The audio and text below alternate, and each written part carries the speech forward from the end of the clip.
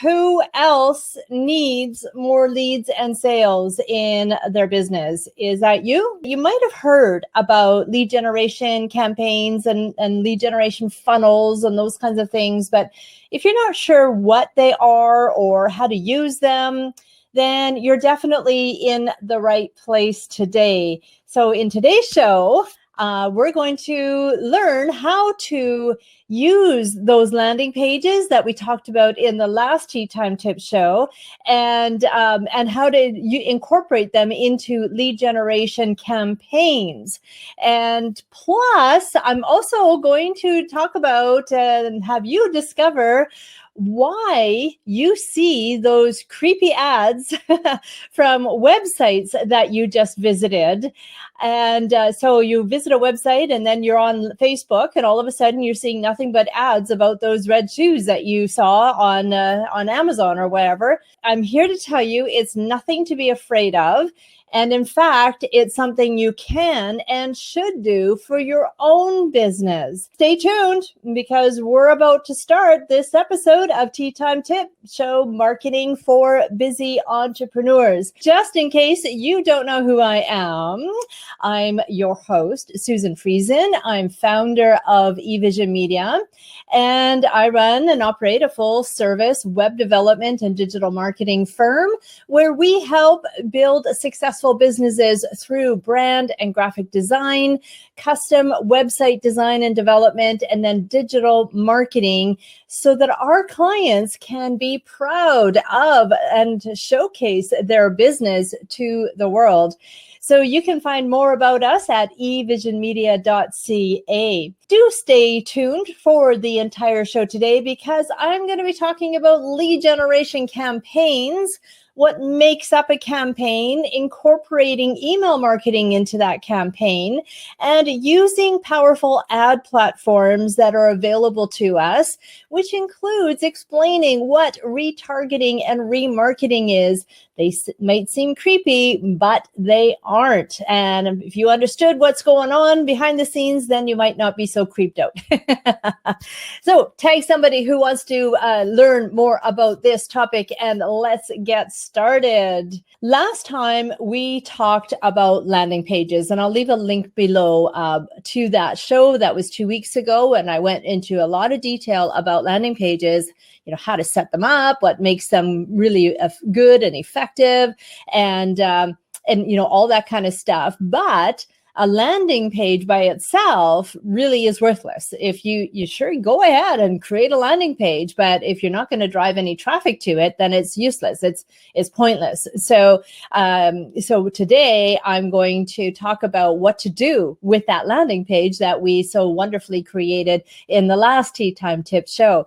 And so at the end of the day, they are a part of a bigger marketing campaign. It's, we want to look at the bigger picture here today as far as setting up that marketing campaign to drive traffic to that landing page and get those leads and sales that you need in your business in order to grow and reach the goals that you have set out for yourself.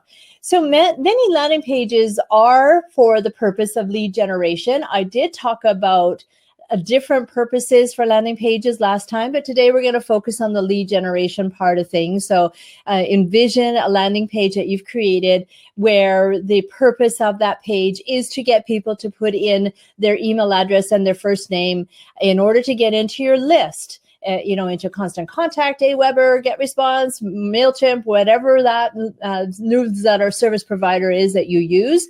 That's the purpose of what we're talking about today in making a lead generation campaign. I'm going to walk you through setting up a lead generation funnel. Now, funnel can and cannot have a negative connotation to it. It's just one of those marketing terminologies that, that is thrown out there. If it creeps you out, then don't use that word. At the end of the day, it's a campaign. We're setting up a strategy to get people from point A to point B. Point A being wherever they are on the internet, and point B to get them into your newsletter list so that you can nurture them and grow the know, like, and trust factor with them. That, that's the whole point, which eventually will convert them into a lead or a sale, depending on how that landing page has been set up and a funnel has been set up. So first, we can't have a marketing campaign without that landing page. So I'm not going to go into a lot of detail about that today because I've talked a lot about that. But, it's just your single focus page. It doesn't have any distractions on it. It has one single call to action, one idea, which is, telling people the benefits of why they should sign up and give you their name and email address in order to receive whatever it is that you are promising them that they will get. And that's a single landing page without the navigation and any other hyperlinks to anywhere else to distract that user. And we use landing pages for specifically these types of campaigns that I'm going to be talking about today. It can be used in ad campaigns. It can be used as even in your email signature. Click here to get my free report or whatever, and that would send them to a landing page. So landing pages are specifically used within the context of a campaign with the purpose of getting people into your mailing list. And so then, as I also touched on this last time, was setting up an autoresponder series. So after people have given you their name and their email address, they've received whatever free gift it is that you have promised them, then you can set up an autoresponder series. And so this is auto, auto is in the word, which means it's automatic. It's automatically set up. It's nothing that you have to do manually other than initially set up the autoresponder series. But the intention is that when somebody has signed up, then 2 days later, they'll get another email from you. 4 days later, they'll get another email from you. 4 days after that, they'll get another email from you. And you can have as many or as few emails in this sequence. It all depends on your intentions, right? What's your goals? So there is no absolutes in this world. Everybody is different, and every autoresponder series is going to be a little bit different. So if somebody says, oh yeah, you have to have 4 emails in your autoresponder series, well, that's not true. Yes, 4 might work, but 3 might be better, 5 might be better, 7 might be better. So you really can't just get this general absolute. It all depends on your strategy, your goals, and what you want to get out of it. But at the end of the day, these emails are dripped. So sometimes we refer to them as drip campaigns. So every 4 days, another drip email is sent automatically to the person who signed up to receive your free giveaway. And the intention is to add more value. This is one thing that I see some people get a little bit confused over, is that your intention is not just to start pushing and selling and promoting and begging for a sale. That's just going to be a turnoff. You're just going to get people to unsubscribe if you do that. So what you want to do is add value, add more information, more value to whatever it was that they first signed up for, and then you can put in a call to action, and that call to action can be to contact you for a free consultation, or click here to learn more about this particular product or service. So I'm not saying don't make any kind of a sales pitch, but add a call to action as a by the way, as a PS at the end of offering even more value. And then the final email of your autoresponder series, whether that's the 3rd email, the 5th email, the 12th email, that can be a bit more of a promotional email where say, hey, if you haven't signed up yet, I really do implore you to give me a call, or let's have a chat about whatever your needs are. Or hey, if you need to purchase this, why don't you do that? Use this coupon that I just gave you and go get a discount. So, again, there is no rule of thumb. There's no perfect one solution fits all. So it's hard for me to give you an exact scenario, because everybody is going to be different and unique based on your needs, what your giveaway is, and what your goals are. So if you need any help with this kind of thing, this is what I do for a living, folks. So, give me a call or private message me, and I would be happy to talk with you to see if I can help you with this kind of a campaign setup with the that includes the Autoresponder series, because sometimes it can be very overwhelming and confusing, and there's a lot of moving pieces. So that's what I'm hopefully here to help you get a little bit clearer on what all those moving pieces are. So while that is going on, you still need to have a means to get people to that landing page. So that means is typically through some sort of an ad campaign. And, so you get everything set up, you set up your landing page, you set up your autoresponder series. Now you begin your ad campaign driving traffic to that landing page. And the ad campaign is not as simple as it sounds. There is a lot that has to go in behind the scenes. First, you need to know what your budget is and what platform you want to, do that ad campaign on. It could be a Google ad campaign, it can be Yahoo or one of the other search engines or directories, or it can be one of the social media platforms like Facebook or Twitter or LinkedIn, Instagram. All those kinds of places also have abilities to do ads. So figure out what platform, and figuring that out, just a little hint is run ads where your target market is hanging out. Don't bother running ads if none of your clients are using that particular platform. That's a waste of time. Even if it is a horrendously popular social platform, don't bother if none of your clients are actually using that particular platform, okay? But Google ads tend to be pretty safe in that a gazillion people use Google, and the odds of your target audience being within that gazillion people are pretty good. So as long as you have the right messaging for the right person and the right way of the target audience, right? Setting up your audience so that you are targeting the right people for those ads. And that's where it gets a little bit tricky. And then there's also the non-paid efforts too. Like at the top of the show, I was mentioning that you could put a link in your e-signature. You can put links in just a regular Facebook post, or in the description of your Twitter account, or the link in Facebook, or in LinkedIn, wherever, right? So there are non-paid efforts too. There's lots of different ways to drive traffic to that landing page where you haven't actually paid for that ad campaign. The big thing that I really wanted to talk more about was the retargeting or the remarketing. Now, retargeting is in reference to Facebook, and remarketing is in reference to Google. The Google ads, but essentially they both kind of mean the same thing. So what this is as I mentioned at the top of the show, so say you are shopping for a new pair of red shoes, and you're on somebody's website, Amazon, wherever, and you're just eyeing these beautiful shoes. I know this happens to me when I'm on the Bay. They do this a lot too. And you decide, no, I'm not interested, or, I'll think about it, whatever. And then you head over to Facebook and play around a little bit. And all of a sudden, these red shoes are showing up everywhere. They're over in the right-hand side column. They're in a promoter post in your news feed, and you're going, and it's creepy. I remember, seeing a lot of people saying, what, is there somebody watching us from the sky, keeping an eye on our every move. And it can be a little bit like, what's going on here? I feel like, Big Brother is watching, and in a way Big Brother is watching, but not as creepily as you think they are. And, so I'll explain a little bit more about what that is. But what's happening is that you are being witness to the retargeting. If you're on Facebook, or if you go back to Google and do some more searches, you'll see ads for the Google ads, the remarketing Google ads. And that's what it is the intention is that the advertiser, so let's use Amazon as an example.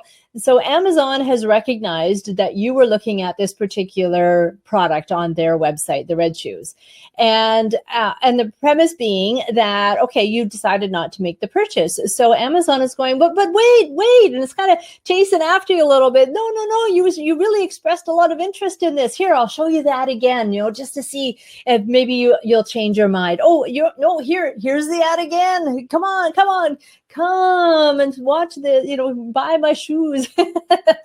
It's not quite. I'm making it more creepy than what it is, but that's the idea behind it all, right? So what happens is it's kind of, in a way, your autoresponder series too. The intention behind an autoresponder series is once somebody has signed up and received a free gift from you, you don't want them to forget about you. So you kind of send an email drip every 4 days to remind them of who you are. So this is the same idea. It's just a way for an advertiser to remind that website visitor of who they are and what they were interested in. And it is something that you can do too. Absolutely. Whether you sell a product or whether you sell a service, it's much easier if you sell a product because there's a more of a visual thing to it, but services works as well too. It's something that can really help with the conversions, because at the end of the day, 98% of the people who are landing on your website don't convert. They don't make a purchasing decision. And so when they leave your website and they see ads cropping up over the next few days about that particular product that they were showing interest in, your conversions are going to increase. It can increase up to 50%, because later on they're going to go, yeah, you know what? Yeah, I'm going to get those shoes after all. And then they'll click on your ad and make the purchase. So there's nothing creepy about it at all. At the end of the day, that retargeting, that remarketing just brings people back into your sphere and reminds them that you exist and that product is still there waiting to be purchased, and reminding them to come back and make that purchase. And, it really does become a very powerful marketing tactic to follow interested people who have, who've expressed interest. They've expressed interest because, they were there looking at that stuff. And it really isn't as sleazy as you think it is when you think in terms of this is all that's happening. It really does help build your brand visibility and reaching that audience that has already expressed interest in what it is that you're offering. Hold on, there's a couple of things here that Keith has asked. So, can Google get charged for stalking? I don't know. Good question. Maybe we should pose a poll on that, if we should charge Google. But you know what? Google is the one who is offering the platform, but it really is the advertisers, and the advertisers being you and I, the business people of the world. We're the ones who are setting up the retargeting, and Google is just offering us a means to do that. Same with Facebook. So I don't think, even if there was a way to sue them, I don't think that would be possible. And then, so Keith also asked, how is that tool created? So good question, Keith. In Google, you set up a Google Display Network ad. Or in Facebook, you use the Facebook Ad Manager, and it's done through cookie tracking using pixels, and the pixels are added to your website. It's like a tracking code. At the end of the day, it's cookies and this pixel tracking. So when you do visit somebody's website, that website has noted your not you as a person, it's noted your computer, your IP address, and it's gonna kind of track you and see if you're going to go over to Facebook where the marketing is or the retargeting has been set up. But I didn't want to get too technical for you, because to set up a retargeting or remarketing campaign is not something that I would recommend, just a regular business owner do. Hire someone like us who knows how to set these things up and do it right and do it properly without wasting your time and money and effort. So if you are interested in setting up a retargeting or remarketing campaign, just let us know. Private message me or send us an email. Go to eVisionmedia.ca and Daniel can talk to you about it and explain it a little bit more detail. But I purposely didn't want to get into the nuts and bolts of how to do that today, because I really don't recommend that a business owner take up their valuable time learning the expertise of someone like Daniel, who has spent years and years perfecting this profession and knowing how to do that. that you can do both with display and PPC. So even that might be a little bit on the technical side. So that's something that Daniel would explain to you, what the difference is between display ads and pay-per-click ads, and what are the benefits of using one or the other. And so that's what it is. It's just technology. And at the end of the day, we are being tracked on so much. Like every time you use your client, the loyalty card at Safeway or Save on Foods or whatever, you're being tracked every single thing that you do, how much money you spent, what you purchased, how many times have you purchased that item. And then next thing you know, coupons are showing up in your mail with those items. That's not accident. That's stuff that you are being tracked. Every move that you make is being tracked, whether you like it or not. So you can either be afraid of it and be creeped out by it, or you can embrace it and use that technology for yourself to help you build your business. So you set up this remarketing campaign or the retargeting campaign, and you add those pixels, the code to your website and set it all up. And so then when somebody comes to your website and expresses interest on your landing page, but bounces off without converting, without putting in their name and their email address, or if we send them to a page on your website where your shopping cart is, your store, your online store, and they leave, then they will see ads promoting what it is that they were looking at, either on Facebook or on Google, kind of reminding them, hey, don't forget about me, come and click. And, sometimes you can incorporate those kinds of ads and bring in some coupons, kind of entice them a little bit further. Hey, if you come back, I'll give you 10% off or whatever. And it can be, these ads can show up while they're reading an article or listening to music. Like, it's not just on Facebook and not just on Google. Like, there's all kinds of different platforms that this can be set up as. And even browsing other stores, like, if that store has Google ads displayed on their pages, your ad could be displayed there too. So it's a big subject, but my intention here was just to explain what all that was. And, at the end of the day, if you used that remarketing, the retargeting technique and tactic to, to help with your business, then it could help convert those visitors into 50% more sales if done correctly. And I will just mention one more thing here. It also works with video. Anyone who has interacted or watched your videos on YouTube, for sure. Yeah, so there's lots of different ways that this can be set up and utilized to help build your business. So hopefully that explained what retargeting and remarketing is, and gave you the bigger picture of what a campaign, an ad campaign is. And, it doesn't have to be just putting money into Google and creating a campaign or an ad to go to your homepage on your website. It can be much more streamlined than that, creating a specific landing page to send people to that has that narrow focus of that one idea, that one call to action that you want them to do, which is converting them either into your list or making a purchase or signing up to have a consultation with you, or, whatever that ends up being, right? And again, watch the previous Tea Time tip for some more ideas on what that conversion can be. And if you have any questions at all, please let me know. Even if you are watching this in the replay mode, I'd be happy to answer, or Daniel will kick in and answer any questions too. And if you do need any help setting up your landing pages and setting up the overall ad campaign to direct traffic to your website, to get those conversions up, set up the remarketing or the retargeting or both campaigns, let us know. This is what we do, and this is what our expertise is. So that's it for today. Thanks so much for joining me. I'll talk to you next time. Bye for now.